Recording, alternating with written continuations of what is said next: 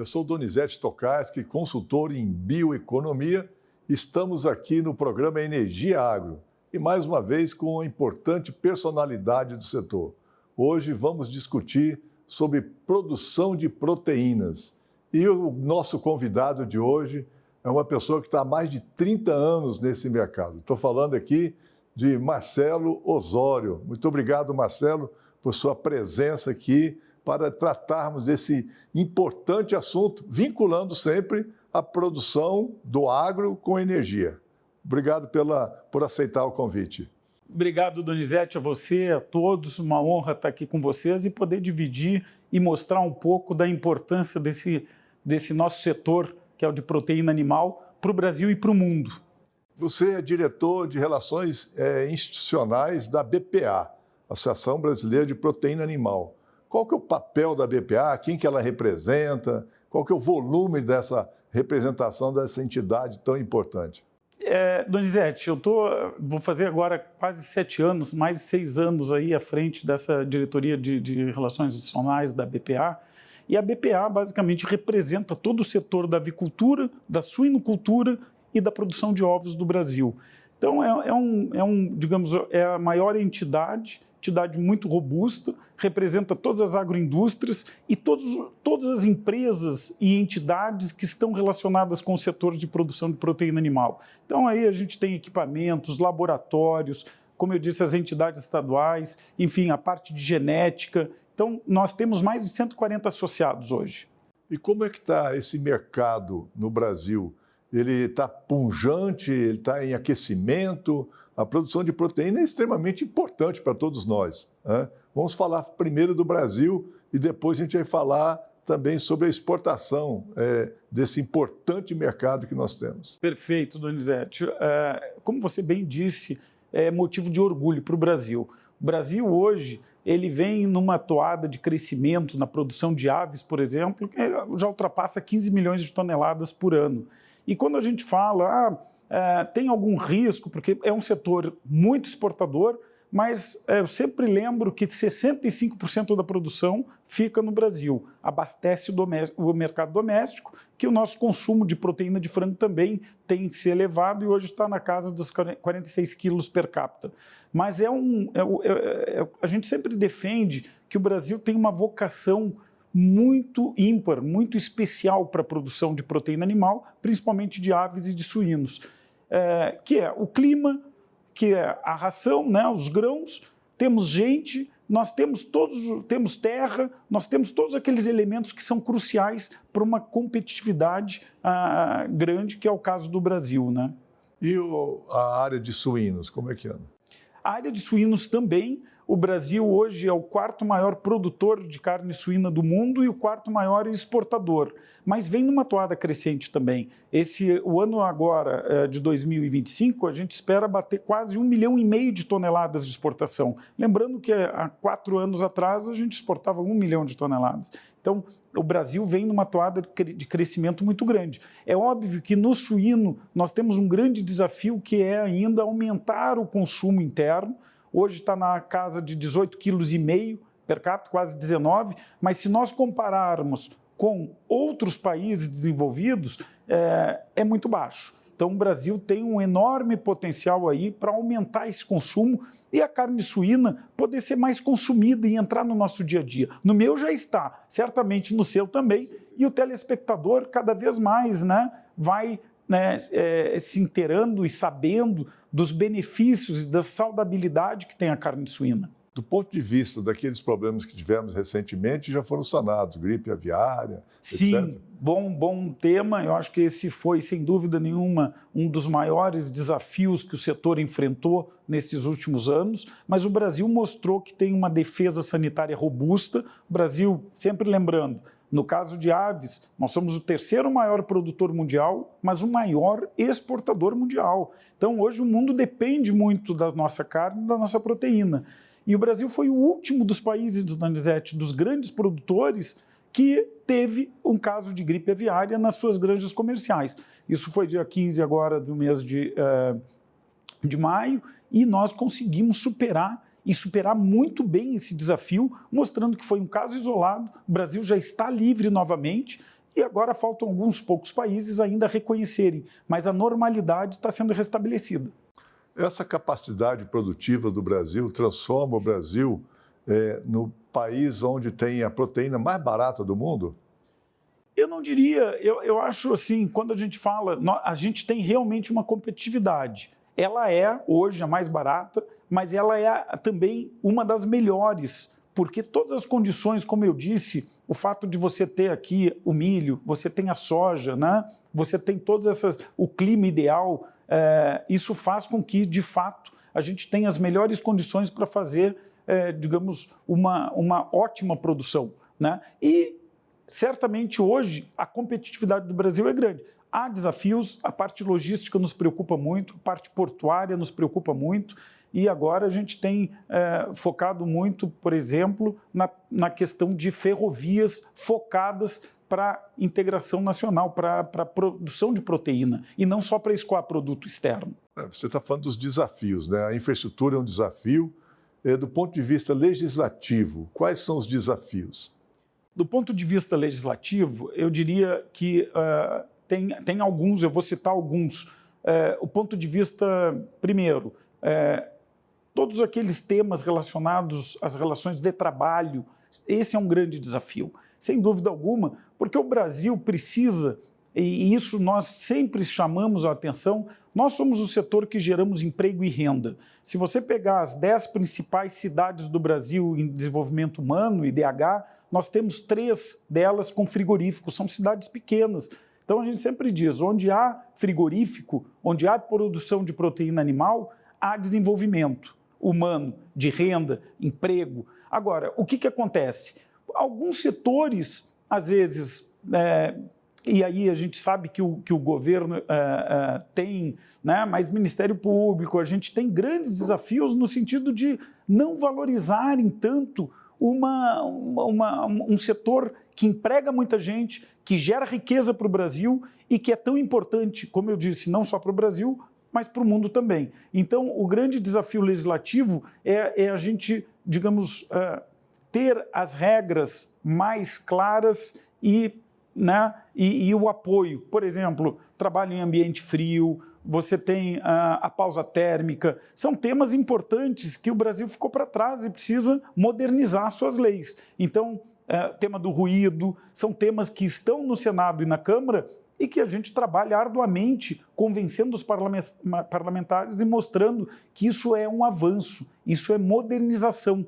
Estados Unidos, Europa já estão lá na frente e o Brasil custa, vamos dizer, por questões ideológicas, às vezes, a aceitar isso e a modernizar. Outro ponto, Donizete, que recentemente a gente tem falado e visto aí aquele projeto de lei para reduzir as horas de trabalho, 6x1, né, 4x3, mas tem um PL que é um absurdo, que tenta reduzir exclusivamente o trabalho nos frigoríficos. Ora, a gente deveria, como eu disse antes, valorizar demais. São mais de 4 milhões de empregos gerados, direto e indiretos. Então, o Brasil hoje precisa valorizar e nos ajudar a, digamos, ocupar as vagas que o setor tem. Hoje a gente estima que tem mais de 25 mil vagas em aberto que a gente não consegue preencher por N motivos. Mas o foco, eu repito, do governo deveria ser ajudar a esse setor que tanto ajuda o Brasil a se desenvolver. Então, resumindo, seria a questão da segurança jurídica, estabelecer essa segurança jurídica de uma maneira uniforme, sem subjetividade nos processos. Exatamente, modernização da lei trabalhista, se adequando. E como o Brasil tem uma aptidão, uma naturalidade para essa produção de proteína animal, é que o governo entenda isso e ajude a modernizar suas leis, adaptando e se adequando ao que o mundo pratica de melhor. E você colocou que tem cerca de 25 mil vagas abertas. Então, você que está procurando aí uma oportunidade de trabalho, se qualifique nesse setor. A gente pode dizer isso para todos? Com toda certeza, Donizete, com toda certeza. Venha, é um setor realmente que acolhe, desenvolve e cresce. Então, é um setor que orgulha o Brasil e orgulha o mundo. Como eu disse anteriormente, a gente se preocupa muito com o abastecimento e com a melhora da qualidade alimentar do Brasil, mas hoje o mundo já depende. Praticamente 38% do frango comercializado no mundo é brasileiro. Isso quer dizer que de cada 10 quilos que se comercializa de frango no mundo, 4 praticamente vêm do Brasil. Isso é realmente muito importante. E um ponto que você colocou sobre a infraestrutura, né, modernização dos portos, os modais de transportes, o Brasil ainda é um país que demanda muito a exportação em situações, vamos dizer, específicas para cada produto, né? Nós já temos assim, essa modernização nos portos para atender isso, ou é necessário um investimento maior? E no que seria necessário, Marcelo? Donizete, nós temos sim alguns portos um pouco mais desenvolvidos, a nossa produção está muito concentrada no sul e no sudeste, né? Mas há, sem dúvida alguma, oportunidades ímpares, né? Hoje, por exemplo, né, são exemplos que afetam a logística. O MAPA fez um trabalho maravilhoso, e aqui eu cito o trabalho sob a liderança do ministro Fávaro, mas implementou o CSN digital. O que quer dizer isso? A certificação sanitária nacional, a carga sai com um certificado que antes era manual, ele já sai, digamos, automático e digital. Isso é muito importante e isso ajuda na logística, porque para fazer um CSI, às vezes o caminhão fica lá esperando, né?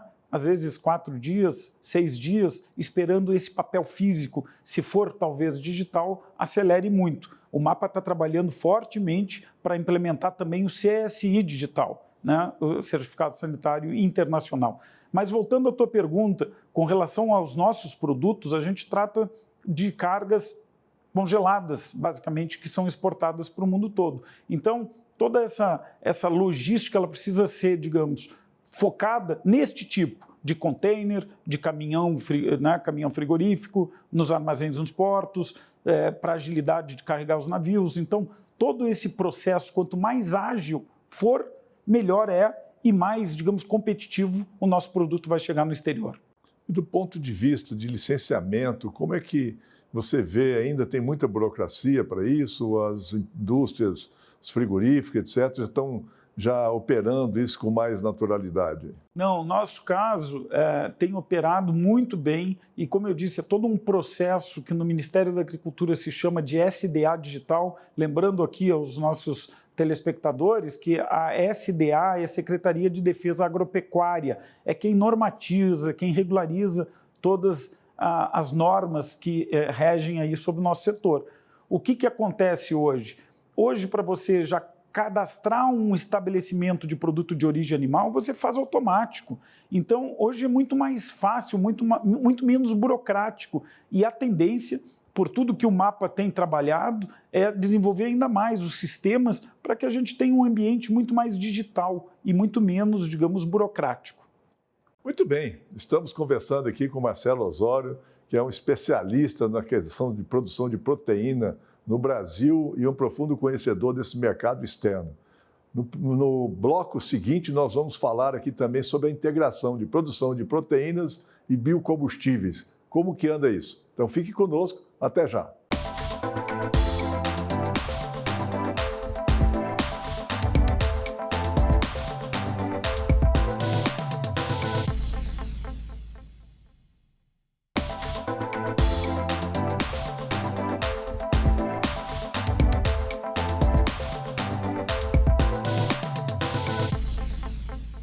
Estamos conversando aqui com Marcelo Osório, que é o diretor de Relações Institucionais da BPA, Associação Brasileira de Proteína Animal.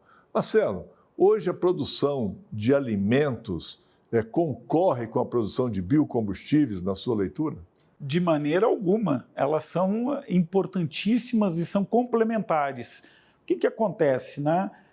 Quando a gente fala, e isso é importante, porque muitas pessoas às vezes acham que, né, aquele processo todo saiu do frigorífico. É uma cadeia, como eu disse, integrada, 100% integrada, de agregação de valor, de muito valor. Então, o que nós enxergamos é que aquela proteína que é vegetal, né, que é basicamente 70% da ração é farelo de soja e milho. E nós transformamos aquela proteína vegetal em proteína animal. Então, esse processo, Donizete, é um processo complementar. É um processo, como eu disse, de melhora na qualidade da alimentação, de agregação de valor. O Brasil é um grande exportador de commodities, mas quando a gente pega as carnes, é muito melhor você colocar aqueles grãos e transformar em proteína animal e exportar esse valor agregado, do que mandar o grão e certamente quem está comprando esse grão do Brasil está transformando lá fora. Então, eles são complementares e importantíssimos. Muito bem. Do ponto de vista dessa integração, né, a produção, por exemplo, de etanol de milho, ela dificultou ou facilitou a produção de mais proteína animal no Brasil? Veja, nós nunca fomos, assim, a BPA, há espaço para todos. O Brasil tem um potencial enorme para seguir crescendo a sua produção de milho. É óbvio que nós pedimos isonomia. Se você disser assim, olha, há incentivos fiscais hoje para levar esse milho para uma indústria de etanol, não é justo que não haja o mesmo padrão para levar ele para uma indústria de ração que vai transformar na proteína. Então, havendo a isonomia e havendo, digamos, igualdade nessa competitividade, eu vejo que o Brasil tem condições de atender os dois mercados naturalmente. Então, a BPA sempre defendeu que há espaço para todos. E o Brasil, como eu disse, tem potencial para seguir numa toada de crescimento aí na produção que vai atender não só esses dois setores, como outros que possam vir aí.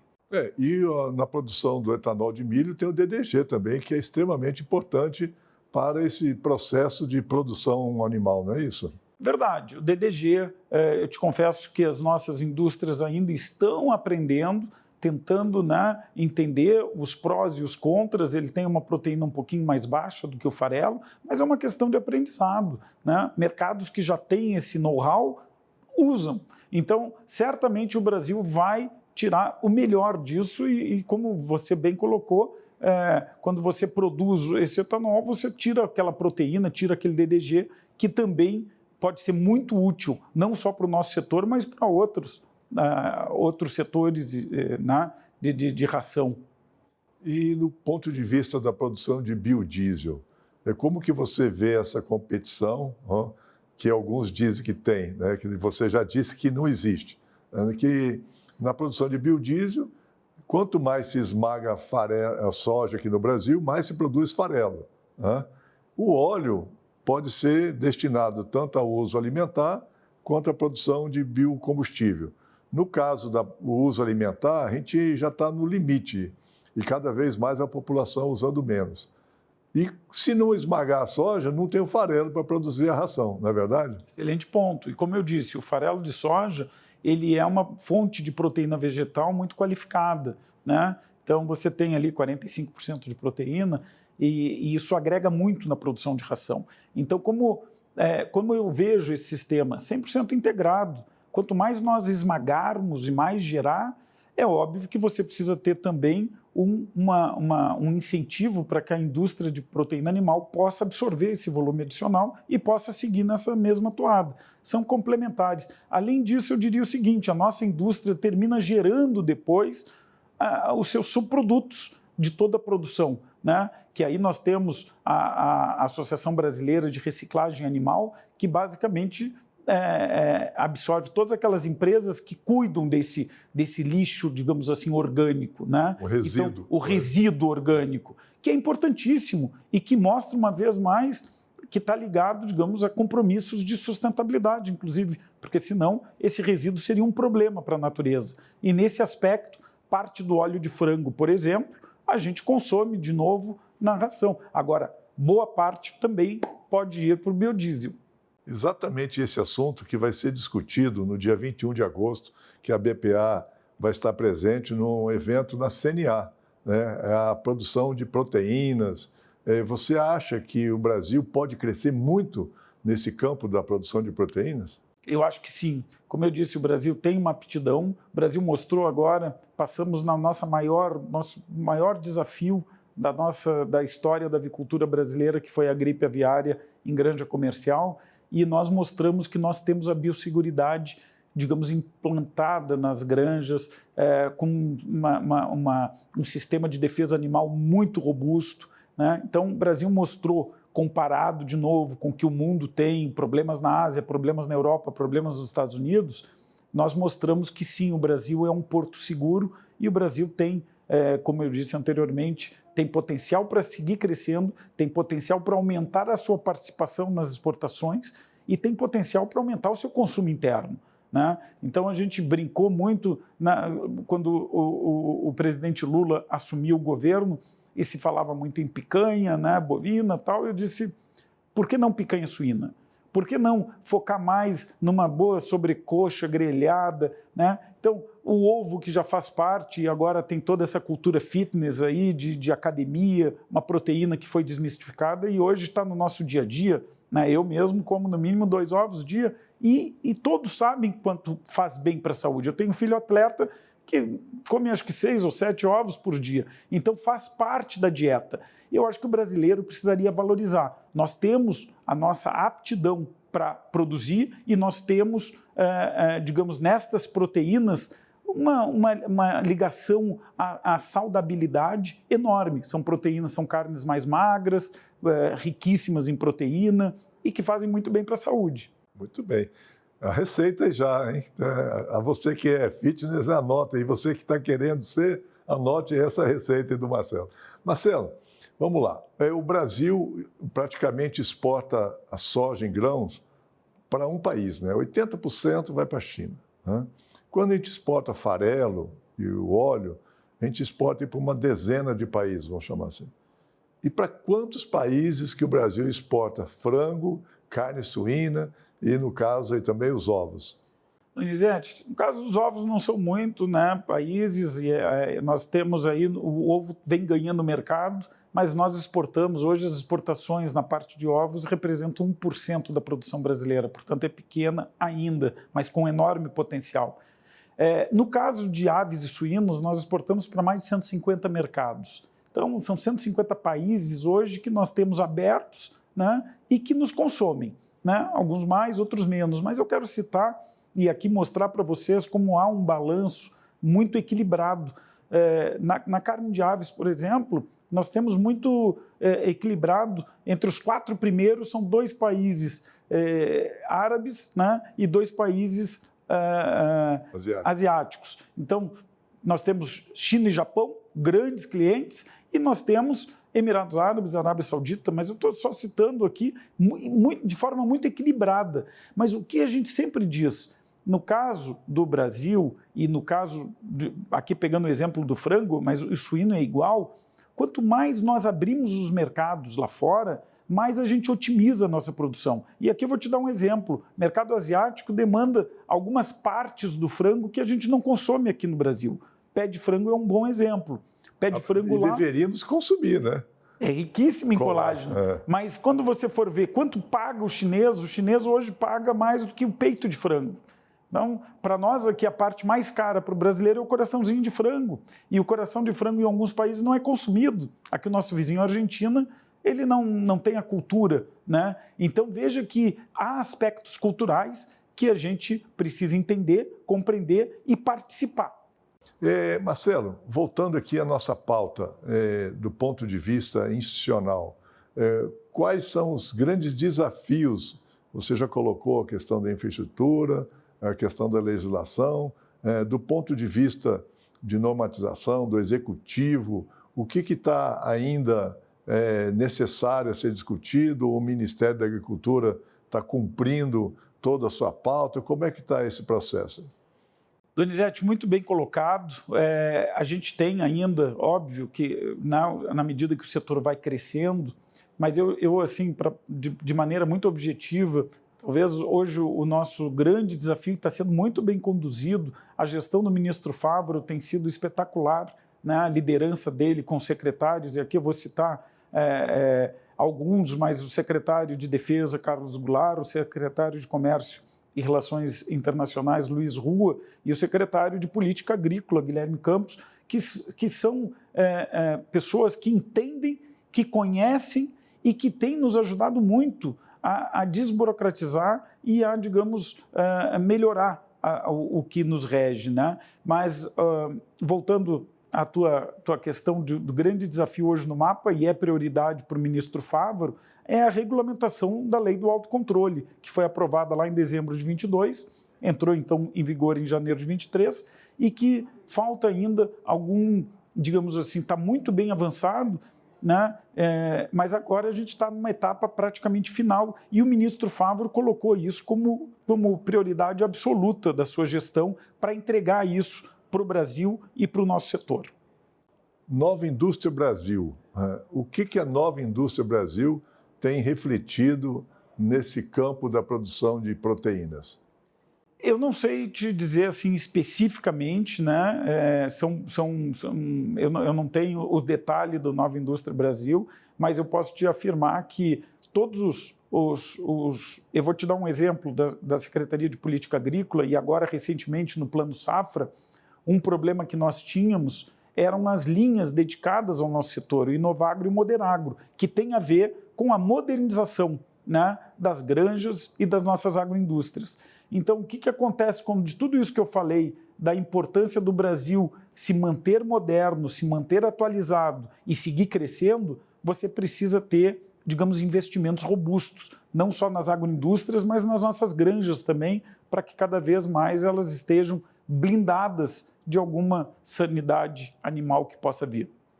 Marcelo, está tendo uma concentração muito grande nesse setor, ou ainda pequenos e médios agroindústrias têm espaço para isso?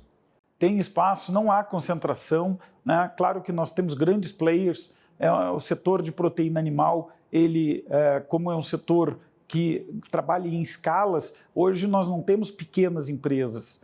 Hoje uma pequena empresa ela já é uma empresa grande, considerada aí nos padrões do MDIC, né?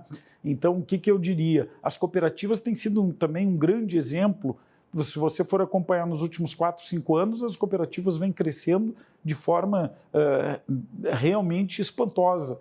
E o Estado, aqui é um exemplo, o Estado do Paraná, que é bem pulverizado e que representa mais de 40% da produção brasileira de aves, e praticamente isso também nas exportações, ele tem ali um equilíbrio muito grande entre grandes empresas, entre empresas locais. Agora, recentemente, estive no Paraná, em Maringá, 2 semanas atrás, participando de um evento da Unifrango que representa 19 empresas que se uniram e fizeram aí a Unifrango para ganhar escala e competitividade. Muito bem, muito obrigado, Marcelo. Nós estivemos conversando aqui com Marcelo Osório, que é o diretor de Relações Institucionais da BPA, e já fica o convite para você que está nos assistindo. Dia 21, o evento na CNA, no auditório da CNA, para discutir a questão de produção de proteínas no Brasil. Este é o programa Energia Agro. Fique conosco. Até a próxima.